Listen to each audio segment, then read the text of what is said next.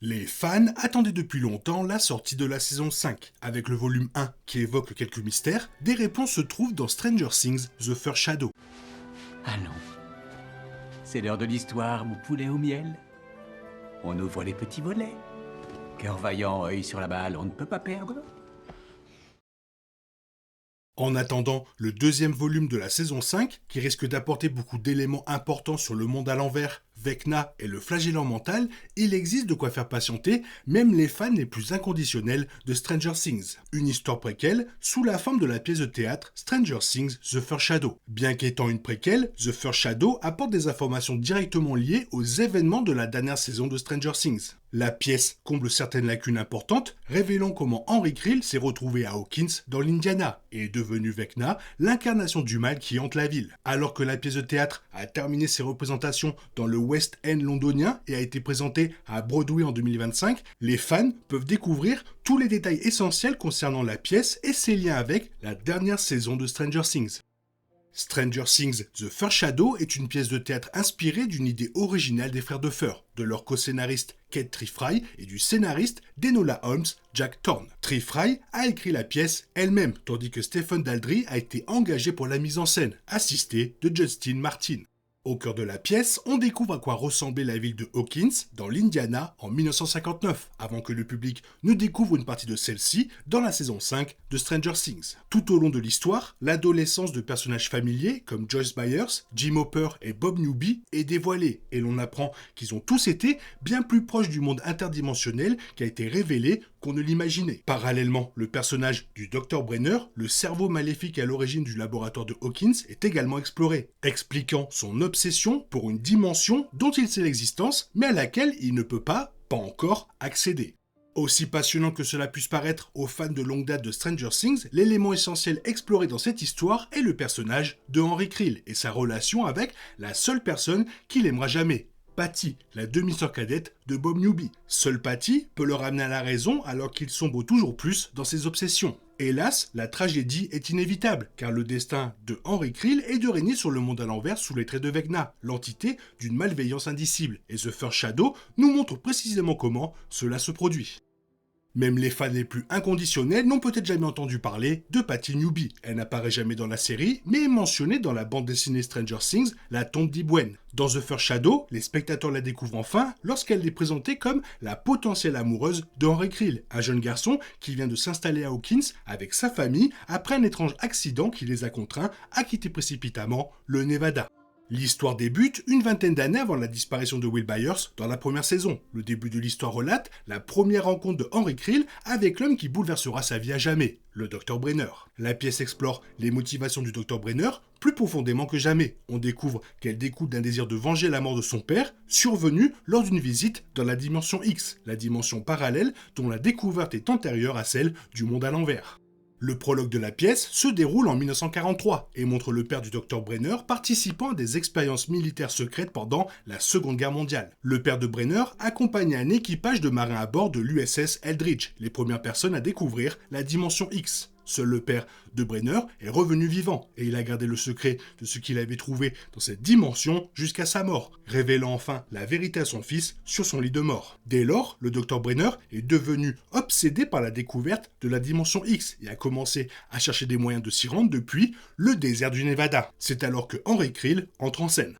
Il s'avère que Vecna n'a pas toujours été un monstre. Au départ, c'était un garçon ordinaire nommé Henry Creel, dont la vie a basculé lorsqu'il a découvert par hasard du matériel scientifique du Dr Brenner caché dans une grotte au Nevada et s'est retrouvé propulsé dans la dimension X. Henry est revenu après 12 heures d'errance dans cette dimension inconnue dotée de pouvoirs qui le conduiraient à tuer sa mère et à faire accuser son père du crime. Tout comme le flagellant mental avait piégé Will Byers dans la série, Henry Creel avait été infiltré par le même monstre durant cette période. Lorsque sa mère a commencé à pressentir que quelque chose n'allait pas chez lui, elle a suggéré à la famille de déménager à Hawkins. À partir de là, la suite de The First Shadow se déroule. La relation entre Henry et Patty devient le moteur de la pièce, tandis qu'elle lutte pour le libérer de l'emprise du flagellant mental. Bien sûr, nous savons comment cette histoire doit inévitablement se terminer. Le flagellant mental triomphe et Patty connaît un destin tragique. Quoique peut-être pas aussi définitif que Henry le croit. Par la suite, le Dr Brenner retrouve Henry et le prend en otage, prêt à commencer ses expériences. Les fans les plus attentifs auront sans doute déjà révélé une incohérence dans cette histoire. À l'écran, il est suggéré que Vecna est le créateur du flagellant mental dans la dimension X, afin de contrôler tous les autres monstres qu'il utilisera plus tard pour envahir Hawkins. Or, The First Shadow laisse entendre que le flagellant mental existait déjà dans la dimension X. Dès lors, une question se pose, qui est le véritable grand méchant de Stranger Things ? Si l'on prend cette histoire au pied de la lettre, on peut supposer que certaines de ces révélations auront bientôt un impact sur la 5e et dernière saison de Stranger Things. D'une part, cela semble confirmer que le flagellant mental est la menace la plus importante qui pèse sur la ville de Hawkins et le monde. Si le flagellant mental a créé Vecna, son rôle est bien plus crucial qu'on ne le pensait, et Dustin avait peut-être raison lorsqu'il qualifiait Vecna de général 5 étoiles du flagellant mental. Par conséquent, cela pourrait-il mener à une possible rédemption de Vecna ? Après tout, il semblait être un garçon ordinaire avant son voyage accidentel dans la dimension X, et l'emprise du flagellant mental sur son esprit n'est pas de sa faute. Toutefois, il est assez clair que Vecna s'est pleinement investi dans son nouveau rôle de commandant du monde à l'envers. Alors peut-être que cette part d'ombre était en lui depuis toujours. Les frères Duffer ont laissé entendre que Will pourrait être la clé pour sauver Hawkins et ses habitants du monde à l'envers. Quel que soit le grand méchant, les liens qui unissent Will et Henry, en tant que victimes du flagellant mental, suggèrent que ces deux-là joueront un rôle crucial dans le dénouement de la série.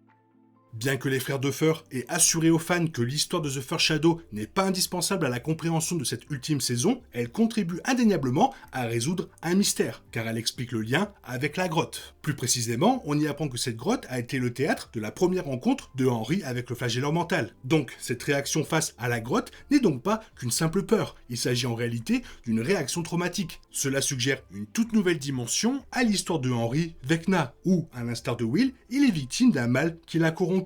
Certes, Henry était un petit garçon étrange même avant cette rencontre, mais se pourrait-il qu'il soit quelque peu incompris. Cette grotte pourrait bouleverser l'histoire de Vecna. Tout au long de la saison 4 et pendant une grande partie de la saison 5 volume 1, Vecna semblait être le grand méchant de la série. Pourtant, si Henry a une réaction aussi viscérale, se pourrait-il que ce soit le flagellant mental et non Vecna qui soit le véritable mal ? Il est tout à fait possible que cette révélation ait lieu dans le final, voire dans le volume 2, ce qui changera jamais la signification de Vecna Henry numéro 1. Malheureusement pour ceux qui attendent impatiemment les réponses, les 3 prochains épisodes ne seront diffusés que le 26 décembre, alors pour l'instant, il faut patienter.